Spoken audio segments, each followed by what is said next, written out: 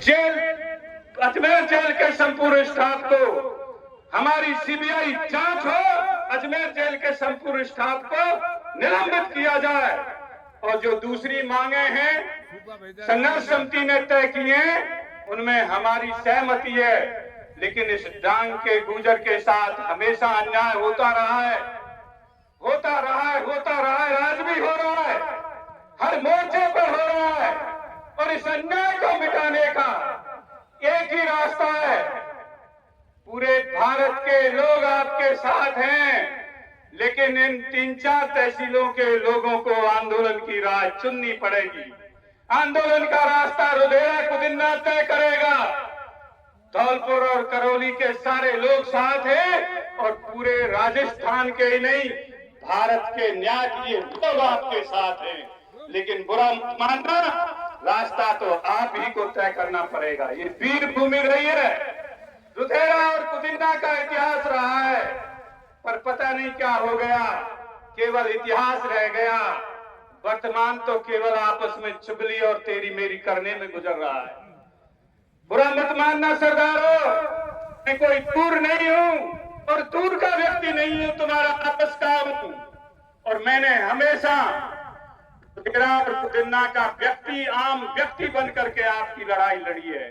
प्रहलाद जी खटाना और दूसरे जो साथी आए हैं, मैं किसी का नाम लेके आलोचना नहीं करता, ना कभी पहले की ना आज करूं, लेकिन याद रखना, संपूर्ण गुर्जर समाज के नौजवानों से कह रहा हूं, अगर राजनीति पर कब्जा नहीं करोगे, राजनेताओं को आंख नहीं दिखाओगे और राजनेताओं की नींद हराम नहीं करोगे, तो तुम्हें कोई दुनिया की ताकत न्याय नहीं दे सकती। लोकतंत्र की सबसे बड़ी चाबी राजनीति है और राजनीति में समाज के नाम पर आप इकट्ठे होते हो, लेकिन राजनीति में अच्छे और बुरे की पहचान नहीं करते।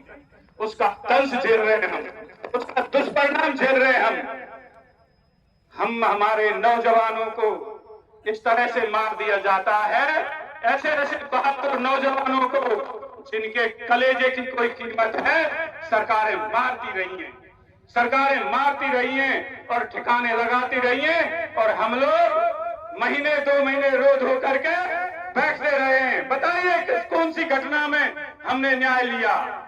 ऐसे बहादुर लोगों को पहले भी मारा गया है, कौन सी घटना में हमने शासन प्रशासन को सबक सिखाया?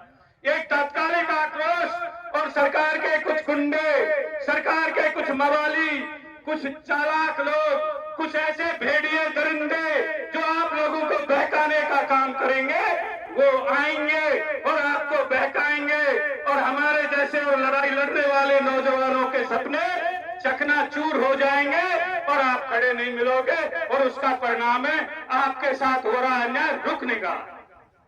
हजारों साल से बसे हुए गांवों को सरकार उखाड़ रही है, उखाड़ रही है कि नहीं उखाड़ रही है? आपके पास कोई इलाज नहीं, कहने को सरकारें आपकी हैं, आपके बीच में आएंगे सरकार के लोग, आप खूब आराम से लाद दोगे, वो कहेंगे हम आपके लिए बैठे हैं, लेकिन आपको कोई बैठा मिला क्या? मिला क्या कोई बैठा? नहीं मिला। इसलिए अपनी बाजू को मजबूत कीजिए। लोकतंत्र में सबसे बड़ी ताकत अपना संगठन होता है, अपना संगठन। अपनी मुट्ठी बंद कीजिए, सरकारों को न्याय देना पड़ेगा। और अगर अपनी मुट्ठी बंद नहीं रहेगी तो सरकारें खून के आंसू रुलाती रहेंगी, खून के आंसू रुलाती रहेंगी, और हमारा ये समाज खून के आंसू रो रहा है, रोता आ रहा है। सरदारों, मैं आशावादी व्यक्ति हूं, मैं यह नहीं चाहता हूं कि पीछे से रो रहा है तो आगे भी रोता रहे।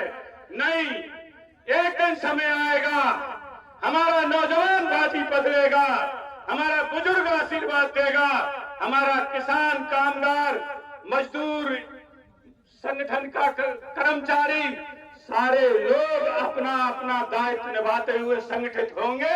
और उसके लिए जगन गुर्जर हत्याकांड एक मिसाल है।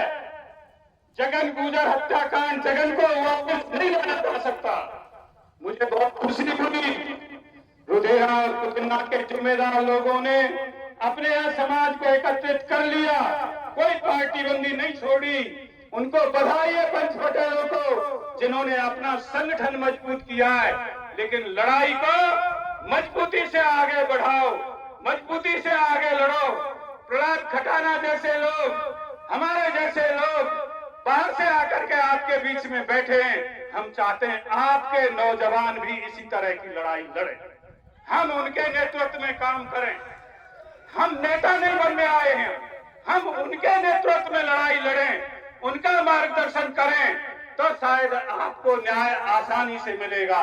जगन गुर्जर वापस नहीं आ सकता, लेकिन इसके हत्यारों को दंड मिलेगा, इसके हत्या षड्यंत्रकर्ताओं को दंड मिलेगा, इसके षड्यंत्र में शामिल सरकार के लोगों को दंड मिलेगा। तो आगे कोई षड्यंत्र नहीं कर पाएगा, वरनी हमारे नौजवानों को इसी तरह षड्यंत्रों से मारा जाए। मैं राजनीति में किसी पर छींटाकशी नहीं करता हूं, लेकिन मुझे बहुत दुख है, हमारे लोग सरकारों में बैठे, हमारे लोग जनप्रतिनिधि हैं, क्यों न्याय नहीं मिल रहा, क्यों पंचायत करनी पड़ रही है? बताइए आप, जब हमारे लोग बैठे हैं सरकारों में तो न्याय मिलना चाहिए, न्याय उन्हें देना चाहिए, आगे से बढ़ करके उन्हें हमारे बीच में आना चाहिए। वो हमारे और आपकी वजह से सत्ता में है। आप सबने बात सुनी, आपने आंदोलन शुरू किया, आपके आंदोलन की जो रणनीति होगी आप जानते हो, हम उसी रणनीति पर ईमानदारी से काम करेंगे। आप सब लोगों को पुनः संघर्ष की एकता के लिए, संघर्ष के लिए और न्याय के लिए लड़ रहे हो, उसके लिए बहुत बहुत धन्यवाद। राम राम साहब, बहुत बहुत धन्यवाद। अब हमारे बीच में आप ये जगह दे दें, संत भगवान आ रहे हैं।